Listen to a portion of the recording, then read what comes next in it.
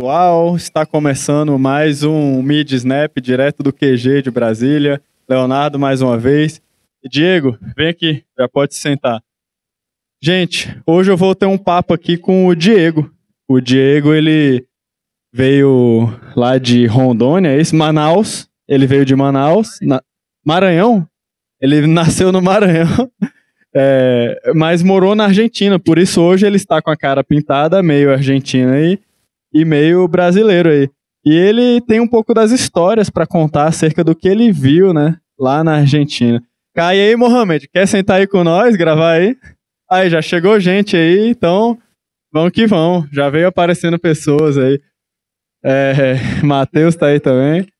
Pessoal, todas essas aqui são pessoas que eu conheci no QG, tá? Aqui no QG de Brasília. Eu gosto de dizer que a gente formou uma grande família aqui. E Matheus, seja bem-vindo também. E o Mohamed, ele já apareceu com a gente outras vezes no canal, né? Um grande conhecedor aí de filosofia, de Olavo de Carvalho e por aí vai, globalismo. Matheus é um voluntário que está aqui desde o primeiro dia trabalhando na tenda da Venezuela, muito assíduo, né? Nos ajudando sempre. E temos aqui também o Diego. E o Diego vai começar, tá? Hoje contando o que você viu na Argentina, como foi sua história, como foi que você foi lá para a Argentina, tipo, como você decidiu e o que você viu, o que fez você voltar. Conta um pouco da sua história. Boa noite, pessoal, patriotas. Leonardo, como é o nome do canal? Snap. Eu decidi ir para a Argentina em 2019, assim que eu terminei o ensino médio. E aí já antes, já havia me preparado, fazendo curso de espanhol. Inclusive tenho o curso de espanhol nível B2, para você que quer ir para a Argentina. Agora não tá podendo muito, né? E passei...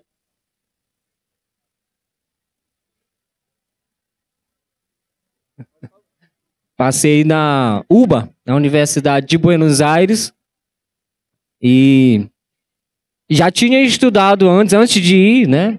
A cultura, a economia, né? Apartamento custava cerca de 20 mil pesos, volta de 1.500, chegava nem a 2.000 reais apartamentos mensais por mês na Argentina, em Buenos Aires, isso na capital, ali, 2019. Né? Antes do Alberto Fernandes, o atual presidente vagabundo da Argentina, assumir. E aí, chegando lá, preparei tudo, o apartamento que eu fiquei era em Recoleta, perto da capital, perto da Flor Metálica, bem no centro mesmo de Buenos Aires. E aí, apartamento traduzindo, né, fazendo a conversão de real para peso, na época estava 16 reais para um peso. Já havia uma inflação muito alta e uma desvalorização do peso argentino. E aí, quando ele entrou, isso eu já estava lá, e aí, quando ele entrou, começou o desastre, principalmente na economia, né? É onde a esquerda entra,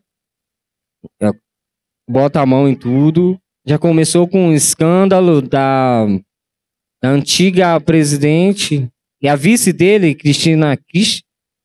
E aí, escândalo de corrupção, já havia sido denunciada, mas mesmo assim foi como aqui. A Suprema Corte da Argentina ignorou todos os processos. E aí, assumiram e tal,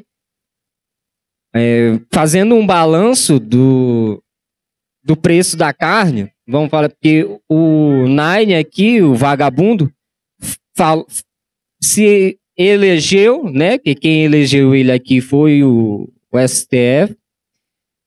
E ele se elegeu lá também, o Alberto Fernandes, falando que o povo ia comer carne, ia voltar a fazer churrasco, mesma conversa aqui no Brasil. E o povo lá, política pão e circo, ainda era governo de esquerdista. Buenos Aires é governada pela direita. Então, quem vai para passear, para ficar até um mês, 2 meses, fica tranquilo lá. Mas para morar, a partir de 2020 para cá, a inflação subiu, já está quase chegando ao mesmo nível da Venezuela. Enquanto a Venezuela está com 800%, a Argentina chegando a 600% de 630, a última vez que eu vi estava 630 e pouco de inflação acumulado, só de acumulação. E aí, todos esses, voltando para mim não me perder a carne que ele falou, chegava a ser 1 quilo de carne, mesmo grande, ia lá eles não chamam comércio, eles chamam outro nome. Eles gostam de chamar, aqui a gente chama o frigorífico de frigorífico normal, lá é padaria, né? Por incrível que pareça. Chegar lá na Argentina e falar que você quer comprar carne, eles vão mandar você ir na padaria, não se assuste não. E aí, o preço da carne era por volta de R$30. Carne boa mesmo, a 100... não chega a ser a picanha, né? Como eles gostam. Eles falam, a gente vai voltar a comer picanha, mas o agente são eles, não é o povo. Até porque no governo do PT ele dava pão com mortadela, e agora que é da picanha, ainda tem uns idiotas úteis para eles que acreditam. Agora deixa eu perguntar, Diego, por que você saiu de lá? Você concluiu o curso ou as condições ficaram difíceis? Vou segurar? Tá. Eu falo demais, gente. Em 2019 eu fui, 2020 começou o governo, e aí as coisas começaram a ficar complicadas. O preço da carne começou a aumentar, não só carne, macarrão triplicou o preço, arroz tudo caro, e o pessoal lá em casa, meu pai e minha mãe, às vezes ajudava, né, fazendo a conversão, dá mais. Todos estavam na Argentina com você? Não, estavam aqui no Brasil, eu fui só, e estava lá. Então, o preço do aluguel, com inflação, um mês era outro, e já não tinha como manter aquele mesmo valor. E aumentando, chegou a estar R$3.000, 45 mil pesos. Então, chegou a um tempo que ficou inviável. Em questão de locomoção também, lá o preço das passagens, que como eu fiquei em Recoleta, não dava para ir andando. Então, os preços das passagens começaram a variar também. Era 7 pesos, mais o cartãozinho, mas havia mês que chegava a estar 12, 13 pesos, questão de passagem de 3 quilômetros, 2 quilômetros. Então, com a inflação acumulada e aumentando o tempo todo, não tem como ficar lá. E tem muitos brasileiros, amigos meus, que ficaram lá, mas que já voltaram também, não ficaram. Entendi, Diego. Obrigado pelo seu relato. Desculpa eu ter puxado. Eu gosto de ouvir a história, assim, deixar a pessoa falar. É porque chegou nossa amiga Berenice, jornalista, e ela logo vai ter que ir embora, mas obrigado por nos prestigiar aqui. E ela queria que você comentasse uma palavrinha sobre isso, né? Porque é muito importante, eu sei que todos estão falando de argentinização, né? Já virou até um termo, argentinização, né? Um país que era próspero e do nada ele começa a inflação galopante, né? A venezuelização. Ontem gravamos um vídeo com a Anne, venezuelana, e com a Rúbia, que também fez um documentário na Venezuela, e o pessoal escondido né, com medo de ser preso, né, inclusive, né? E comenta um pouco sobre isso, sobre essa questão da argentinização, o que você acha, o que você vê, suas perspectivas de toda essa informação que você veio captando nesses últimos dias, fazendo esse incrível trabalho.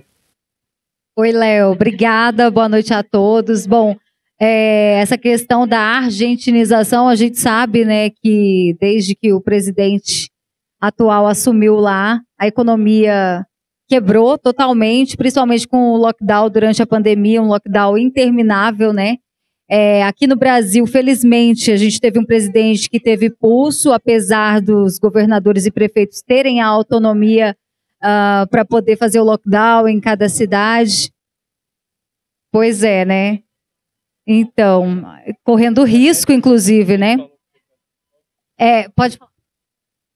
Essa questão do lockdown, eu, quando voltei da Argentina, não pude vir de avião e nem de ônibus, porque não tinha o cartão da vacina. Então eu vim de Coyote. A gente chega ali na fronteira e ele atravessa a gente, porque não tinha como. Então voltei clandestino. Pois é, e é uma travessia muito arriscada também. Já tive a oportunidade de entrevistar um casal de argentinos, né, que me falou assim que foi uma travessia muito arriscada, muitas pessoas até não conseguiram, né? E agora, com essa transição de governo, a gente já tem aí o anúncio, inclusive, da secretária de Energia lá da Argentina, a Flávia Arroyón, acho que é essa a pronúncia. Ela já está contando com o dinheiro do Brasil para poder construir uma usina de gasoduto, terminar, na verdade, uma obra lá, né? E o valor é de 689 milhões de dólares. Isso convertido aqui no Brasil chega a 3,6 bilhões de reais, né? A gente sabe que o governo Lula não assumiu, é por isso que o povo brasileiro está aqui hoje no quartel-general, justamente para que isso não aconteça diante de várias ilegalidades que a gente percebe que teve no processo eleitoral. Mas é um dinheiro que eles já estão contando. O governo Bolsonaro, inclusive, já desmentiu que não tem liberação de dinheiro nenhuma, né? Emitiu uma nota, na verdade, dizendo que não há essa liberação. Mas o que ocorre é que a gente sabe que o presidente eleito pelo TSE, Luiz Inácio Lula da Silva, ele quer essa proximidade com a Argentina, né? Inclusive, o presidente lá da Argentina foi um dos primeiros a vir aqui visitar Lula para parabenizá-lo pela eleição, o Alberto Fernandes. Obrigada. E a gente precisa tomar muito cuidado, porque durante o período do governo do PT, o Brasil financiou várias obras em outros países, né? E isso acabou afundando com a nossa economia, porque quem paga somos nós, o povo brasileiro. E sem contar os ministros que já foram aí escalados para compor aí essa nova quadrilha, 37 ministérios, né? Hoje a gente tem 23, se não me engano, no governo Bolsonaro. Então, assim, o presidente Bolsonaro enxugou a máquina pública, de certa forma. E agora o que a gente está vivendo, né, tem muita gente sem dormir, inclusive desde o resultado das eleições, nessa ansiedade, porque a gente já passou por isso e sabe o que pode acontecer caso Lula assuma a partir do dia 1º. A gente sabe das consequências, sabe como a Argentina está hoje e o que pode acontecer se o Brasil for governado novamente por um governo do PT, que envolve aí o Foro de São Paulo. E muitos países estão interessados nas nossas riquezas, né? Foram 4 anos que o presidente Jair Bolsonaro conseguiu recuperar, né? Tirar o país do vermelho. Hoje em dia, o Banco do Brasil, a Caixa Econômica Federal, a Petrobras, todas essas estatais, elas dão lucro, né? Os Correios. E é uma política que estava dando certo. E eu acredito que é por isso que hoje aqui nesse quartel-general de Brasília nós alcançamos mais uma vez um público recorde, né? Porque está chegando a data da diplomação dos governadores, também senadores e deputados. Vai ser amanhã, na segunda-feira. Na verdade, Lula também, a diplomação presidencial seria amanhã, mas eles adiantaram, acredito até por medo, com aquela intenção de encerrar o que estava acontecendo aqui. Mas o povo brasileiro mostrou que isso não significa nada. É um documento formal, mas enquanto não houver a posse, ele subir lá naquele carrinho, que eu esqueci o nome, Hot Horse lá, ele não assumiu ainda, de fato. O presidente que nós temos hoje no Brasil se chama Jair Messias Bolsonaro, e o povo que está aqui acredita que ele sim tem ainda o poder da caneta e sabe quais são os meios de salvar o nosso país dessa eleição que a gente tem todas as evidências de que foram fraudadas. E ele tem a prerrogativa, várias prerrogativas, para assinar o artigo 142, que vai garantir a lei e a ordem nesse país. O povo não saiu dos quartéis generais, não saiu aqui de Brasília, e em todo o Brasil continuam firmes e perseverantes. Hoje, nesse domingo, à 13h, teve uma reunião no Palácio da Alvorada, com os principais generais, né? O general Heleno estava lá, inclusive, e o que a gente sabe, inclusive o Paulo Generoso, da República de Curitiba, ele disse que é uma reunião importante e decisiva. Então, acredito que com esse prazo da diplomação amanhã, dos deputados e senadores que foram eleitos, ele deve estar agindo aí nas próximas horas, né? Essa é a informação que a gente tem dos bastidores. E a gente aguarda confiante nisso, Léo.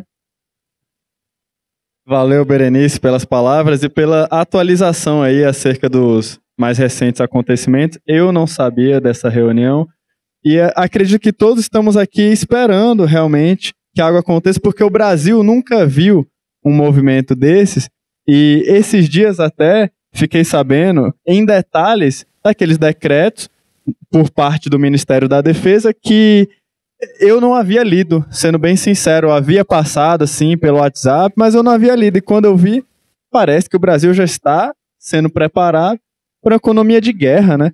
E isso é algo assim que nos dá... todos os postos do Brasil podem abastecer os veículos de guerra. Esse decreto foi passado acho que ontem ou antes de ontem, algo assim, antes de ontem. Então, assim, isso é algo realmente que, apesar de nos dar esperança que o Brasil vai ser corrigido, também nos dá tristeza que a gente vai passar por períodos difíceis. Mas eu acredito que nenhum aqui é covarde, por isso estamos aqui. Estamos dispostos a passar por momentos um pouco mais complicados, mas corrigir o nosso país a longo prazo para as futuras gerações. E como bem disse meu amigo Diego, que viveu isso na Argentina, né?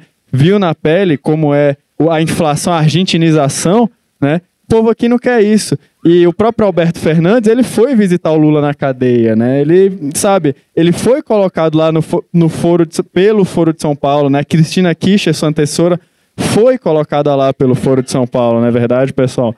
Então, Mohamed, quer dar uma palavrinha sobre isso? Faz um tempo que eu não te vejo, meu cara. Falaram que você estava aí um pouco desesperançoso, tal, te encontraram por aí, mas estamos aqui para reaver essas esperanças aí. Primeiramente, uma boa noite a todos.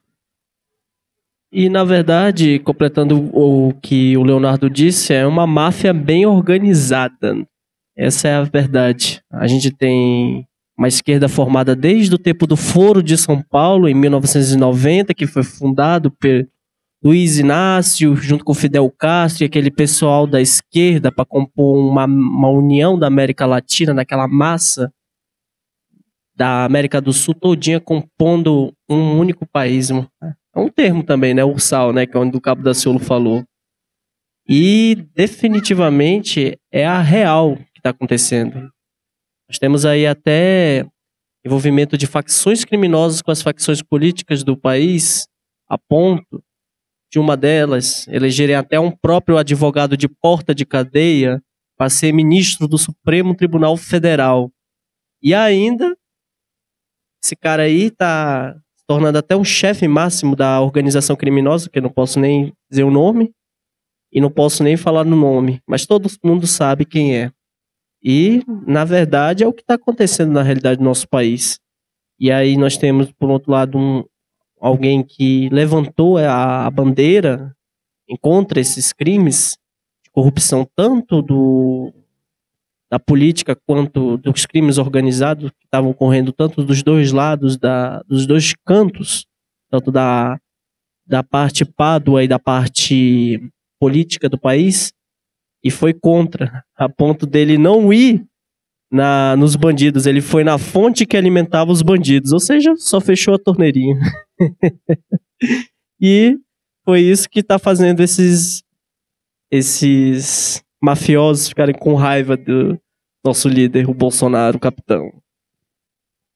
Valeu, Mohamed, pelas palavras. Realmente, durante o governo Bolsonaro, não houve, assim, roubo em massa. Claro que pontualmente há aqueles que sempre roubam, eles estão ali no sistema, nas prefeituras, nos municípios, nos estados, roubam. Mas realmente no governo, nos ministérios, eu conheço pessoas que fazem parte de alguns ministérios e nunca se viu um governo tão técnico quanto se viu no governo Bolsonaro, né? E fizeram de tudo para minar, por exemplo, eu falo a ala olavista do governo Bolsonaro, né, e tal, né? E foram minando, né? Mas, assim, resiste até agora e creio que vai continuar resistindo. Matheus, queria puxar um gancho para o pessoal que está assistindo, porque acredito que vocês que estão aqui no QG, obrigado pela participação e pelo prestígio. Queria puxar um gancho para os que estão assistindo na internet. Depois eu vou fazer o upload do vídeo, ele está gravando, mas não está live. Mas o Matheus, ele faz parte da tenda da Venezuela. Ele é um cara muito assíduo em ajudar todos que estão aqui, né? E ele queria dar uma palavra, porque desde o primeiro dia ele está aqui, nos servindo alimento, nos ajudando com roupas, ajudando a montar as coisas ali.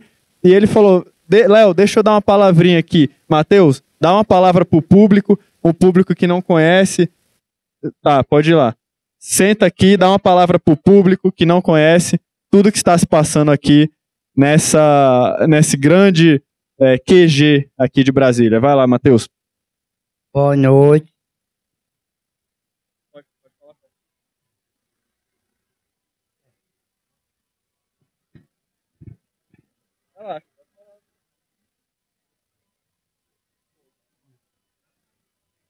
É bom eu te dizer, nem agora, eu bababativo, nem dizer, nem agora, na nuta, eu te, já bebida babati, não, bebida não, dois, não é ui, cacadê, netinho, e a pelo, memeu, nem quilo, nem carro, memeu, nem.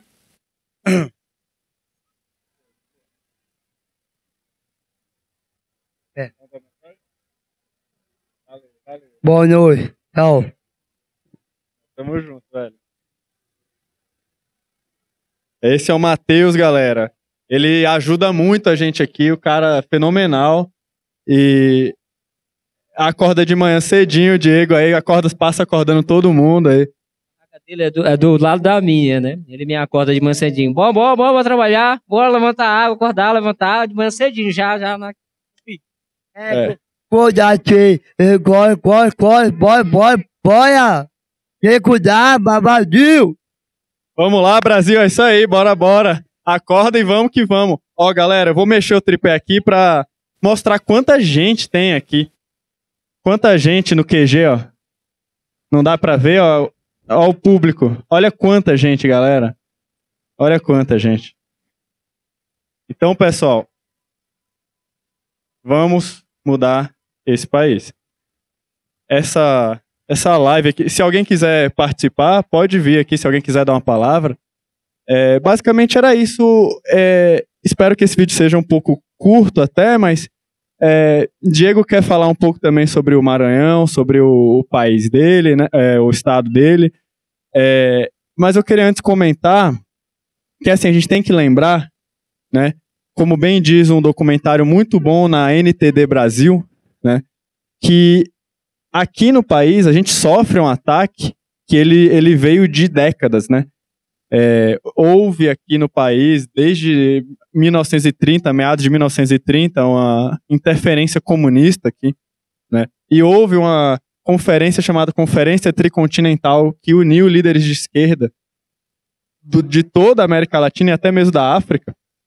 E depois desses processos revolucionários que ocorreram no Brasil e depois veio o regime militar e tudo, Exato, houve infiltração cubana, houve, sabe, agentes indo treinar na China, na Albânia, voltando para o país. Zé Dirceu é um deles que foi treinar em Cuba, fez cirurgia, João Goulart.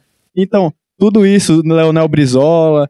E depois o Lula, sendo fruto desse processo que dura sempre décadas, dura várias gerações, ele cria o Foro de São Paulo, né? Só que isso não começou com o Foro de São Paulo, vem de muito antes. Então nós conservadores, nós da direita, nós pró-liberdade, seja o que quiserem denominar, nós patriotas temos que ter a noção de que essa luta também é uma luta que tem que transcender as gerações. Não é verdade? Essa luta não vai terminar agora, vai demorar 10, 20, 30, 40, 50 anos. Temos que mudar a educação do país, temos que mudar a cultura igual eles fizeram. Temos que trazer uma boa base para as pessoas, né? E é isso. O Foro de São Paulo foi quem elegeu Alberto Fernandes, né? Que o Diego pôde bem presenciar o que ele fez com a Argentina, né? E é isso, Diego. Você queria falar um pouco do Maranhão, né? E só dando um adendo.